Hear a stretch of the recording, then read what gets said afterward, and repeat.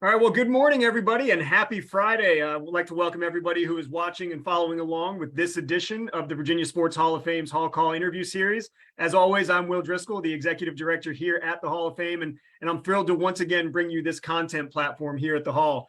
Before we get started, as always, I'd like to thank our partners, our Hall of Fame partners, Priority Automotive, the City of Virginia Beach, DavCon Inc., Optima Health, White Claw, ESPN Radio 94.1, Hamilton's Realty, and Davis Business Appraisers. Without their support, we wouldn't be able to bring you programs like Hall Call and some of the other initiatives that we do.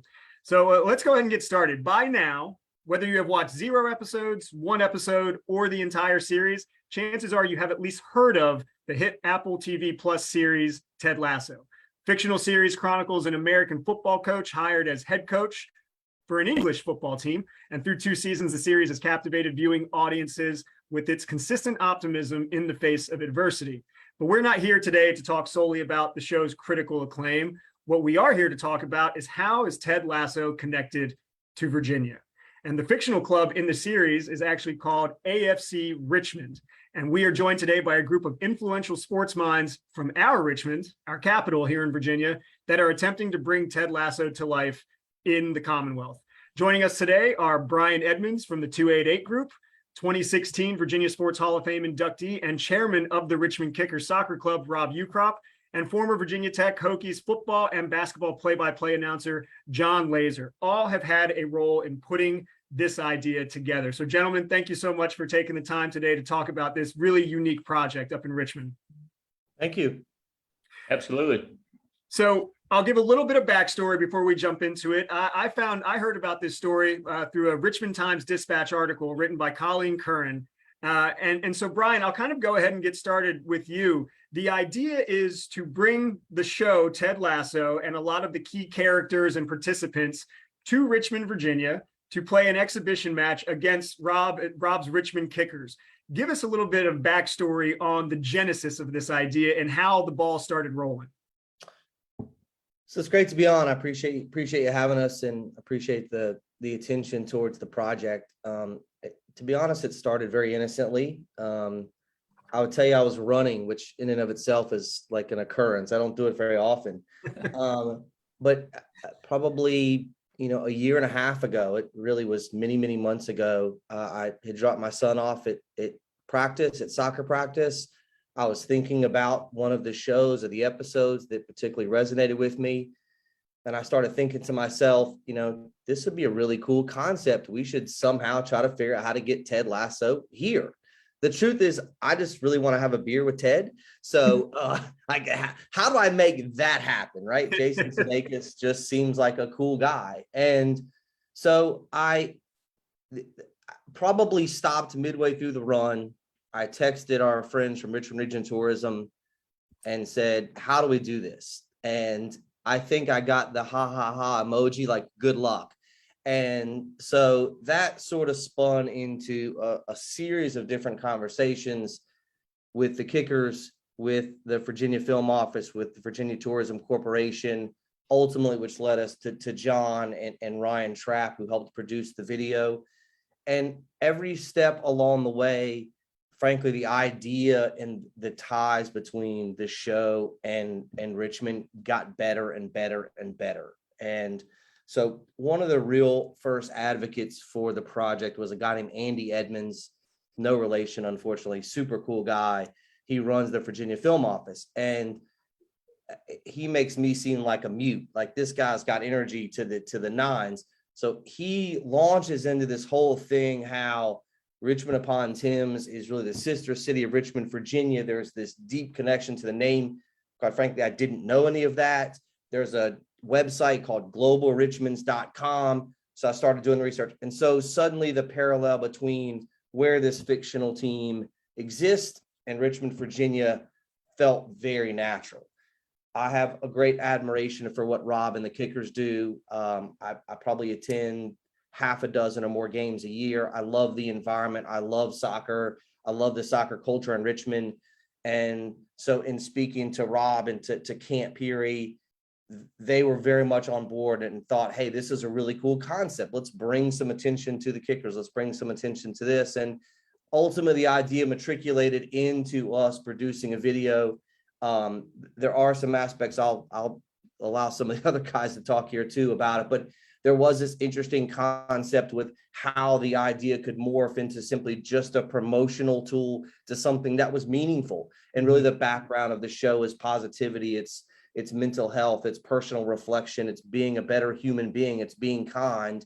And so that led us ultimately through a winding road to Jon and his Ladybug Society, which I welcome and encourage him to talk about. And so it really sort of turned into this joint effort with an idea that kind of spurred running, like that'd be kind of cool. And I'm into cool ideas that seem impossible, into having this network of folks and contacts and partners that have all sort of helped bring it to where it is now. Well, you mentioned the We Are Richmond video, and if you haven't had a chance to look at it, please go online, look at the video. Even as a native Hampton Roadser down here, native of Norfolk, it was such a cool video, really highlighting the capital. And like you said, Brian, very informational and educational. I learned so much just watching the video. Jon, I'm gonna toss it to you now. You longtime voice of sports here in Virginia. You're now no longer in the broadcasting world, but you're doing a lot with your Laaser's Ladybug Society. Sorry, a lot of alliteration there. But when they approached you to participate in this video, what were your thoughts about the project? Well, kind of as Brian was just outlining there, it was really an odd sequence of events. Odd's not the right word, just kind of a seemingly random sequence of events that all came together pretty beautifully. My wife and I, as you referenced, made the transition from broadcasting and living in Blacksburg to coming back to Richmond, where I had previously lived for 7 years when I was with the Squirrels. And this is essentially a giant athletic family. You know, Rob can speak to that. His family has been so impactful in the philanthropic and athletic scenes and just the community aspect of Richmond for decades.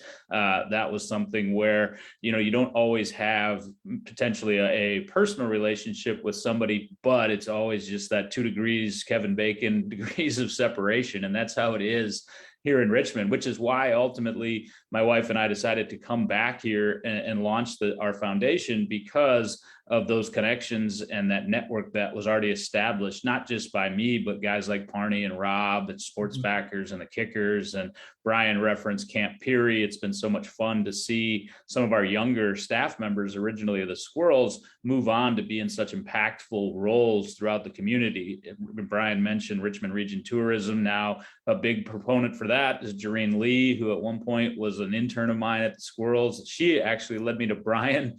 Brian and I had breakfast, and Brian quickly identifies as a big thinker and big dreamer, and that's exactly how I am. My wife's not here to corral me right now, so this could get dangerous, because he's like, I want to bring Ted Lasso here. I'm like, yeah, let's make it happen. He's like, would you be willing to voice it over? I'm like, sure. Oh, there's my bacon. And we've just all kind of been that way. You know, I like those long shots. I like putting irons in the fire. In terms of my contribution to it, it was so far down the road with the ideas that Brian had and the conversations that he had. My part was, quite honestly, not very difficult or time consuming. And then when he brought Ryan in, to further my point, it's always like, hey, meet so-and-so. And it's like, oh no, we actually go back years. Ryan and I used to work on projects when he was at the Raceway and I was at the Squirrels, and we co-hosted a golf tournament for charity between the two organizations, the Turn Left Classic. So it just became this easy thing. And Brian was kind of the driver of it for us. Had a script in place. Ryan really added the video element to it. I offered just some of the artistic thoughts that I took away from making things sound romantic when I was at Virginia Tech. And Ryan and I kind of molded those together with Brian's oversight, and it just came together in this huge thing. But when you're the voice guy, honestly, your job's pretty easy. That video element, to make it match, you know, you got to give all that credit to Ryan. And then the Kickers aspect, you know, funny story. I asked Brian when tail end of this, I'm like, hey, do you have a good contact of the Kickers? And he sent me an email. He's like, oh, meet Camp Peary. And I just started laughing because I was such an idiot. Camp and I worked together for 6 years at the Flying Squirrels, great buddies. So you kind of get that sense where, you know, everybody knows everybody, particularly in the sports scene. We always say Richmond is a small, big town. And this video is so cool for me to be a part of. It was honestly an honor. Well, you mentioned the great sports culture up in Richmond, and a lot of friends of the Hall. You mentioned the Squirrels, the Raceway, the sports backers, and the Kickers. And Rob, this is actually your second time on the Hall call. We spoke a couple of years ago, right after you came back to Richmond as the owner and chairman of the Kickers. And one of the things we spoke about in that interview was the connection between the Kickers and the city. How has that connection grown since you've taken back over? But also, how has that connection helped kind of push this idea along and given some legitimacy to this overall idea? Well, first of all, I've had very little to do with any of this effort. This is really Jon and Brian and Andy and Camp have really been steering this. So I appreciate you guys adding me. I'm not sure what I can offer here, but I know Brian and I were at the RVA Sports Awards, I guess, at the racetrack for the announcement, and he pulled me aside and said, "What do you think?" And I was like, "It sounds crazy. It sounds fun, right?" But this is the thing. I mean, in Richmond, we always try and do things big, right? It doesn't mean it always works out, but this is an incredible community. I mean, we're thankful as the Kickers.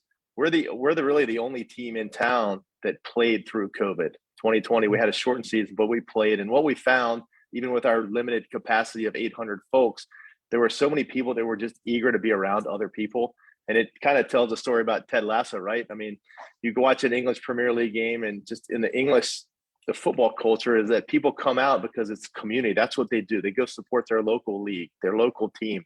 And this just seemed like a great fit for us. My wife loved the show. I love the show. It was funny. I was playing golf with a local CEO the other day who I had no idea actually watched Ted Lasso. And I said, "Hey, did you see our video we put out there about Apple and Ted Lasso?" He's like, "Oh my gosh, I love Ted Lasso." So, Ted Lasso uses soccer as a vehicle to get to the masses. And, I think Jason Sudeikis is just so charming and just so relatable in there. And, we're just excited to be part of this.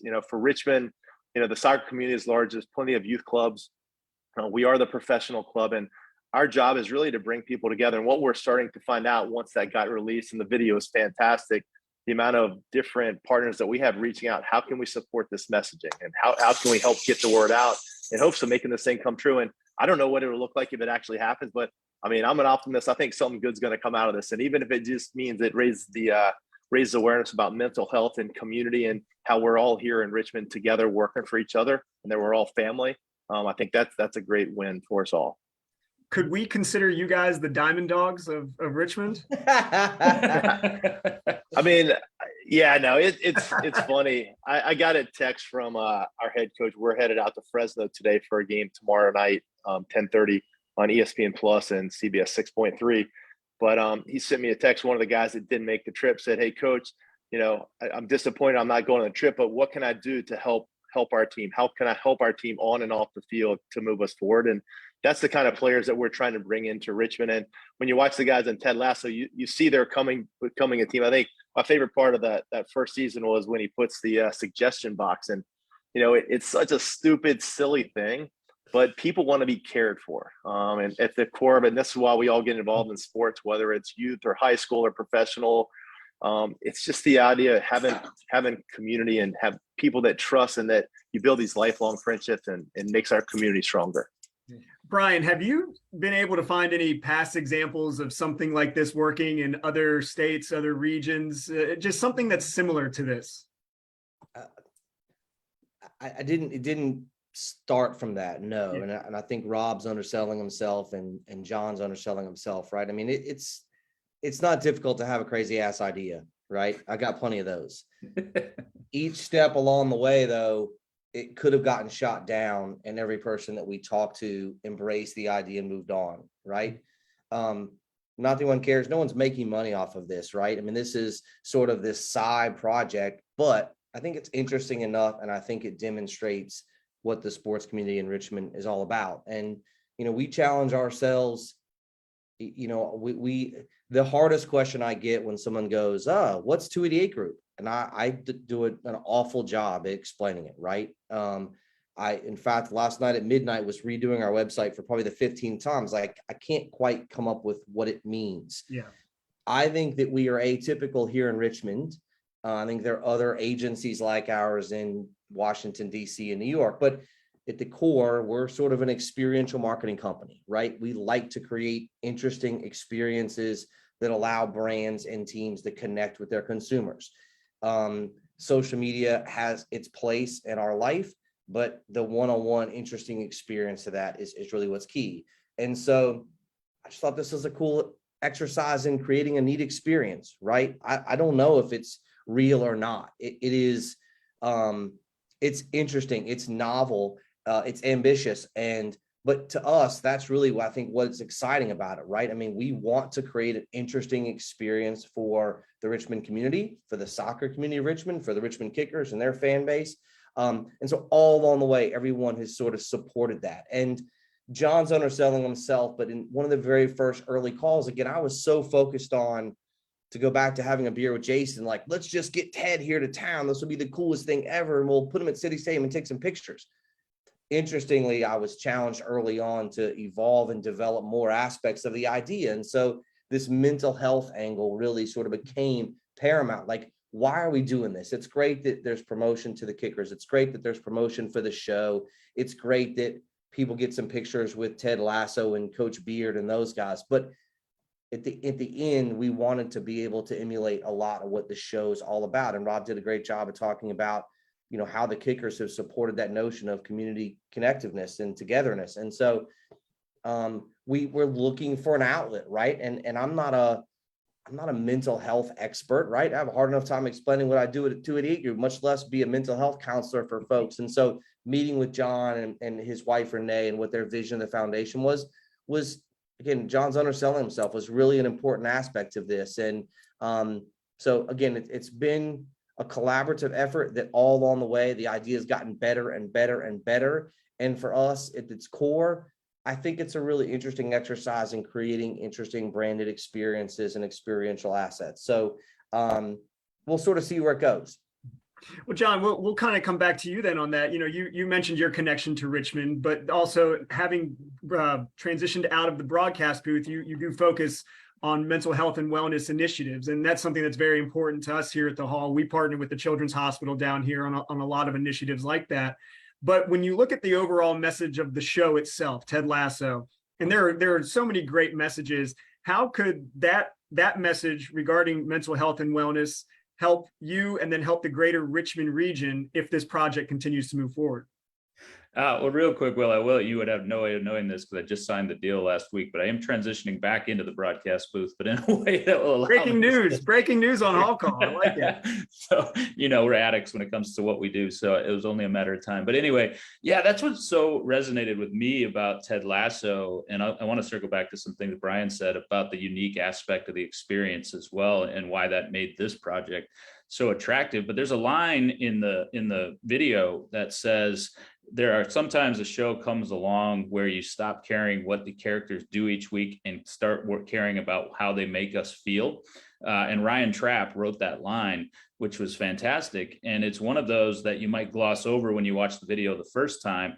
But since I had to read the script about 19 times until Ryan was happy with it, it really stuck with me. And I started thinking about it. Sure, like we think about how Ted feels in the show, and there are subtle tones to it with the late night calls to his daughter and how he's relating positively, but clearly his marriage has failed at that point. And the positivity that he exudes is almost a defensive mask, where I have to be so positive to block out the negatives in my life. So the main character is what a lot of people relate to. And that was what sucked me into the show, along with the fact that it's damn funny. But you know, that was me. You know, that's what broadcasters do. You create this idyllic persona on the outside. That's who you are on the air, whether it's radio or television. There's nothing wrong with that, because people don't want to listen to Tech football or Squirrels baseball or Kicker soccer and hear about my problems. They want to know if we scored and what's going on.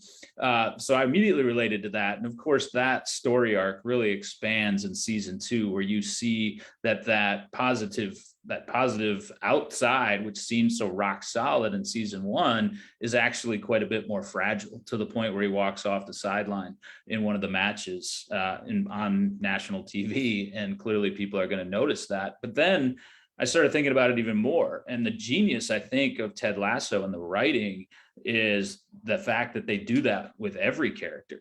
When you think about the transitions they've already made and where they can take that. You look at Jamie Tart, forgive my language, he's struggling with being a conceited asshole in season 1, right? I can relate to that, because there's a competitiveness to broadcasting where you kind of become that at times and you don't like it about yourself. And, you know, he's not clearly figured that out, but Ted and some others, Keeley included, helped him to start down that path of becoming a better person. You see in Roy Kent, going from being the superstar player to the aging afterthought that doesn't start anymore, to being mad about that, to then becoming a mentor and realizing in terms of coaching, he's young in that industry and there's another life after. You see the transition in Keeley, where really the only thing people associate with her are her looks and her beauty, to the fact that we see in season 2, she's quite brilliant, not just in business, but in relationships. And she almost evolves past Roy. And then, of course, you have the owner of the team who's coming off her own fracture, and on it goes. Nate, where we loved in season 1 and now we're hating in season 2. I imagine in season 4 that'll come back around. So anyway, I love that show. And it's one of those shows where you can watch it, and I think a lot of people do, and just, you laugh because the concept is funny and all of those things. But if you're watching it, and we just rewatched it again, as you can tell, and then you're looking for that nuance, it becomes even more brilliant. Seinfeld was kind of that way too, although it wasn't focused on mental health. But to Brian's point about Richmond and individual unique experiences, I have to give some credit to Todd Parnell, not some, a ton of credit, for molding my mind to the place where you become that dreamer, because he has a saying that we start at yes and work back to no. And what that means is if someone comes in and says, we want to bring elephants onto the soccer pitch at City Stadium, and, Camp Peary immediately says, well, they're going to put dents in the grass. And we're like, no, let's start here and move backwards. I got sick of hearing it, quite frankly, over the years from Parn, but he's absolutely right. And what that means is we exhaust all avenues to it not being possible before we say no. And then we move on to the next crazy idea. I think a funny story illustrates that.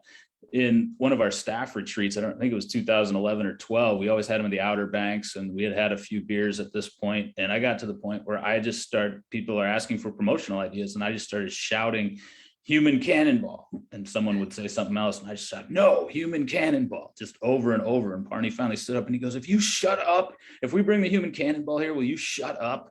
And sure enough, 6 months later, there's the human cannonball with his cannonball parked in our parking lot, and him sitting in our break room drinking coffee with us and launching himself from center field. So, that's kind of what this feels like to me. And that's what we want our society to be. We don't want to just host charity golf tournaments and galas. There's nothing wrong with that, and they all make a lot of money, but we want to be the ones that have an arm wrestling competition. I was talking to Ludabella last night, who's one of the Squirrels owners, about a boxing exhibition, this type of stuff, because we want people to remember, ultimately the money is important, yes, but the engagement and the conversation, including this one around mental health, is why it's critical.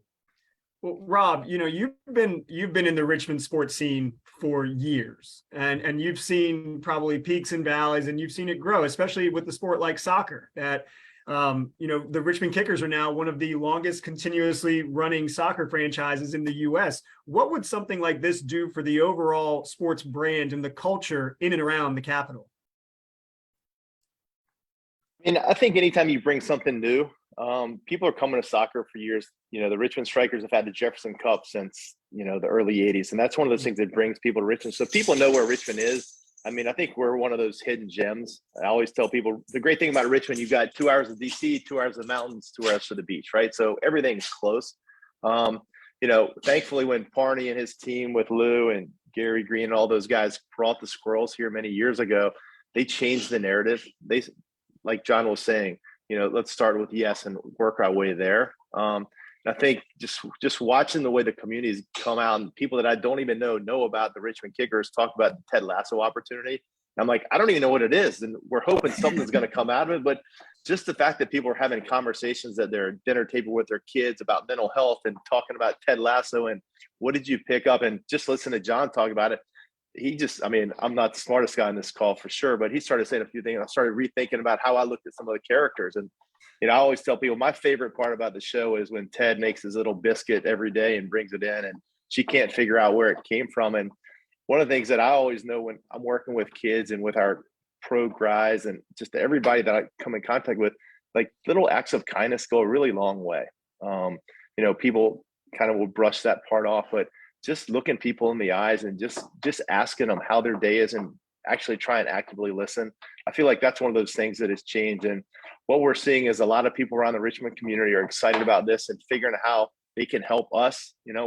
For years, we've been, like everybody else, especially through COVID, hey, here's what we're doing. We'd love to get you involved. And now people are coming up saying, hey, what can we do to elevate this? We love Ted Lasso and we want to work together. And I think it's a good reminder coming out of COVID where everybody's kind of scared and protecting themselves. And I don't want to get sick. And now people are like, how can we work together and bring something really great for the Richmond region and really amplify the profile of this great place to live, work, and play?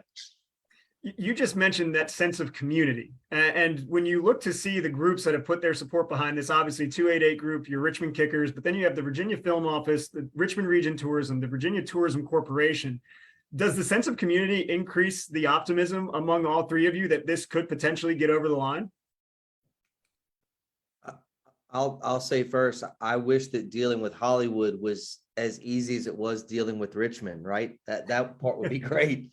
There are two things that have always intimidated me in terms of sponsorship and marketing. And one was how movies get made and how bands get booked, right? Those things don't make any sense to me, right? Where the money goes, how they get there, how it gets divvied up, I don't have any idea.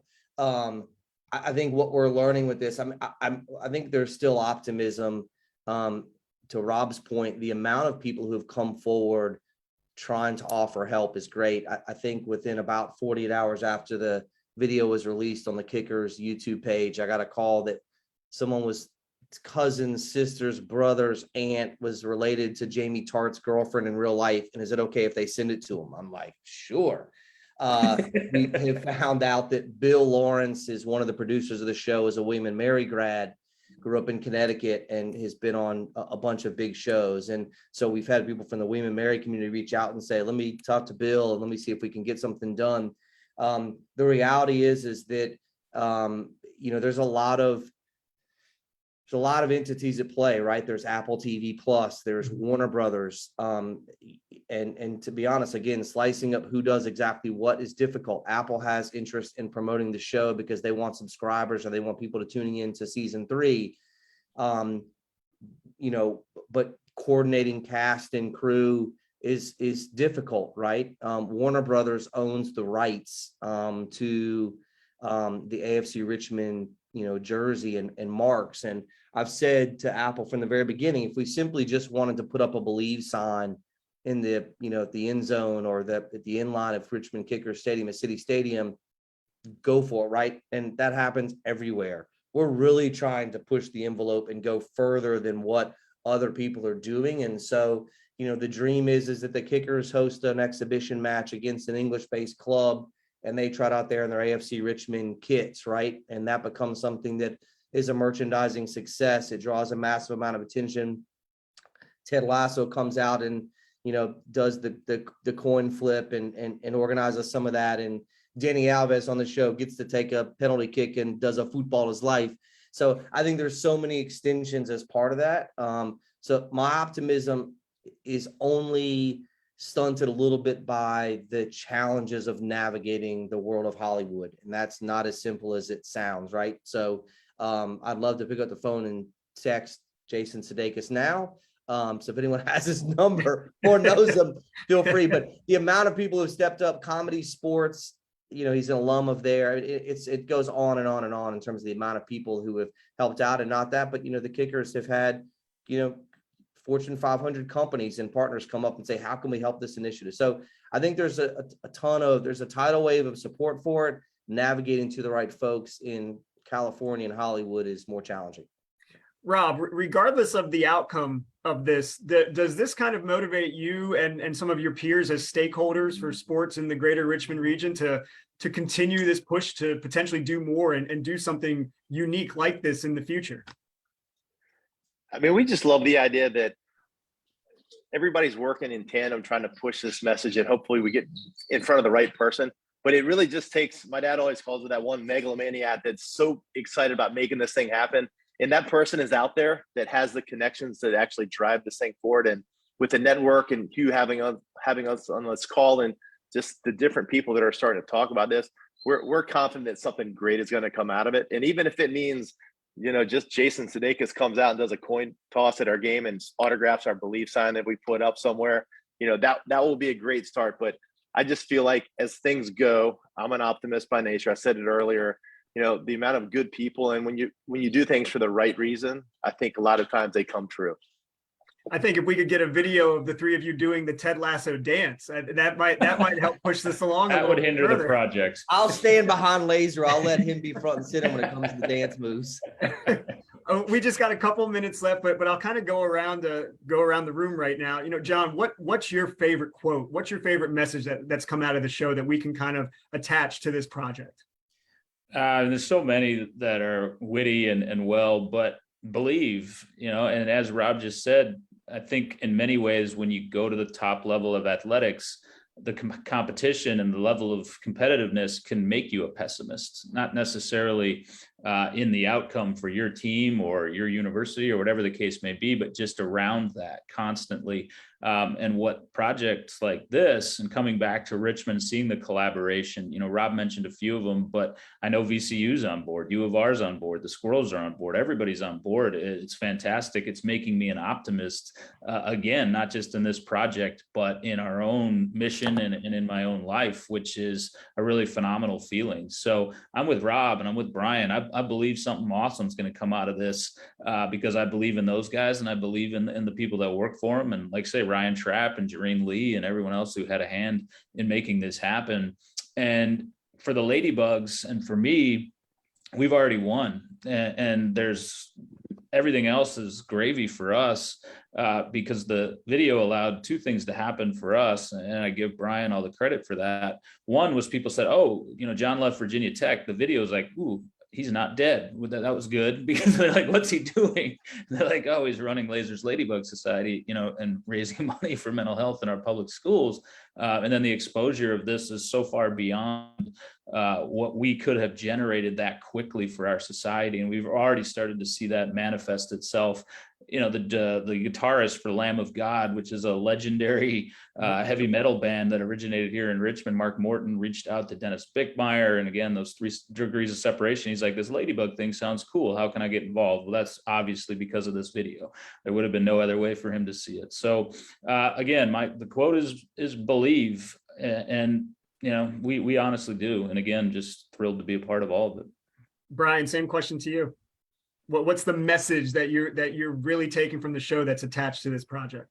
Yeah, I mean, it's be a goldfish for me, right? I have a 13-year-old soccer player who frets about missed PKs and bad passes. And, so the message to him is, dude, get on with it, right? Focus on the next play. And then in business, if you're going to dream big, you're going to kick down a lot, right? I mean, this isn't simple, right? And so, again, I've got to remind myself that every time in business or in life, I get a no or get a brush off that, what's next, right? How can I continue to push forward? So to me, it's be a goldfish. Rob, over to you. Yeah, I feel like they've taken mine. I just used those life. today. That's all you froze up mentally. I'm like, I couldn't think of anything. No, I mean, just the community aspect of it. I'm sitting here, just my brain starts going in all these different directions, but it would be so cool. Season 4, right? Ted Lasso brings his group for a preseason match in Richmond, Virginia. He gets to tour the facility over the diamond. Hopefully we have a new diamond by then, right? But, you start looking at VCU and highlight all the great things that are here in Richmond. And, I think, Jon said they've been a big winner. I think everybody's a big winner in this when it highlights the city. I mean, the amount of opportunities in the young, I don't even know what generation they are considered, but all these young people are coming to Richmond because it's a great place to live and more opportunities. And anytime you can get on a national stage, just amplifying what you're doing and what the community is about. And, we have this great natural resource for the James River. It's such a beautiful place to be. And we're just thankful all of you guys that have invested in the Richmond Kickers to help move this thing along. And we're just excited to see where it goes. I think for me, and the thing that really kind of hammers home this for me is the be curious, not judgmental. I mean, this is definitely, like you said, Brian, your first response was ha, ha, ha, ha, ha, but that's being judgmental. And then people got curious about it. So I think that's a really important message from the show that we can attach to this. One final thing, what can we do? What can the general public do? Is there anything that we can do to help push this forward, knowing that it's going to be a challenge, but what can we do to help? For us, Relationships are great. That's easy, right? If you know Jason Sudeikis, send them our way. I mean, I think that what we Send Jason ultimately, Sudeikis to Brian. I got it. Wrote it yeah, down. right, Got or it. head note, right? Just a quick text message would be great. For us, I think what we were so proud of the video, right? Mhm. Ryan Trapp blew it. He was not my fifth choice, but probably the fifth director, producer I spoke to. And so I got this crazy ass idea. Well, someone said, send me a script. I'm like, I got a script and some ideas. Can you put it together? The video was so good that we didn't want it just limited to a group of 10 people sitting at desk in Los Angeles with Apple TV. And so we produced the video, and then we launched it on the Kicker social media. So for us, we wanted as a tool to drive interest in what's going on. Go on and like the video, watch it, like it, share it. I know that sounds silly, but if we can find the right person, as Rob said, if we can find that megalomaniac who can help us spin it off and the right influencer hits it and it hits 100,000 views, I think that speaks volumes to the legitimacy of the idea. I think that changes the tone and the interest of somebody. It's hard, right? Wrangling the cast and crew to Richmond, Virginia in the middle of producing shows and they're all doing different things is a challenge. You get 100,000 views of a video and people are like, this is cool. Maybe this is something we need to reevaluate again. So go on, like the video, watch it, go peruse other things at the Richmond Kickers YouTube page, and be supportive of Richmond sports. I think that's a great plan of action, and we're going to do all we can to keep pushing this message out and hopefully get people to continue to do that. Guys, today was a lot of fun. This is a great, unique story and something that I'm just thrilled that is here in Virginia that we can talk about and hopefully claim as our own one day. And so I really want to thank all of you for taking time out of your busy schedules to join us today on the Hall Call interview series. Hey, Will, we appreciate it, buddy. Thank you very much for reaching out. Absolutely. Obviously, we wish you all the best of luck in this endeavor, and we'll certainly be following along. I'd like to thank everyone who tuned in. We had a good response up on the stream today. And as always, this video will be available on social media as well as on our website. Thanks to all of our sponsors, Priority Automotive, the City of Virginia Beach, Optima Health, Davcon Inc., White Claw Hard Seltzer, ESPN Radio, and Davis Business Appraisers. Stay tuned for updates on future Hall calls by following the Hall of Fame on social media, Facebook, Twitter, Instagram, all at VA Sports HOF. Once again, I'm Will Driscoll with the Virginia Sports Hall of Fame. Whatever you do, participate, don't spectate, and we'll see you next time.